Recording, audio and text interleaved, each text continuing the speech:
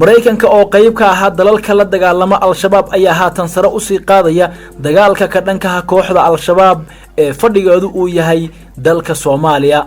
dowladda dalkaasi ayaa shaacisay in Kenya ay u soo dirayso saraakiil sare oo ay sheegtay inay Kenya ka caawin doonaan sida ay uga hortagi lahayd weerarada Al-Shabaab. saraakiisha Kenya oo ay u soo dirayso Mareykanka oo aan la shaacin tiradooda ayaa ka tirsan hay'adda dambe baarista dalkaasi ee loo soo gaabiyay FBI-da. sidoo kale dowladda Mareykanka ayaa tilmaantay in saraakiisha ay soo dirayso ciidamada Kenya gaar ahaan kuwa la dagaalama argagixisada ay ka taageeri doonaan dhinacyada tababarada iyo waliba sidoo kale sidii sare loogu qaadi lahaa baaritaanada ay sameeyaan.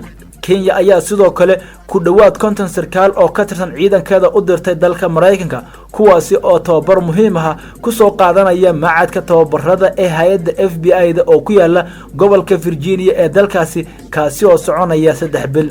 Mareykanka ayaa saldhig ciidan ku leh gudaha Kenya kaasi oo dhawaan weerar khasaare badan geysay ku qaadeen dagaalyahano ka tirsan xoogga Al-Shabaab. hadalkan ka soo yeeray dowladda Mareykanka ayaa sidoo kale ku soo aadaya iyada oo muddooyinkii la soo dhaafay ay kordhayeen weerarada Al-Shabaab ay ka geysato gudaha dalka Kenya.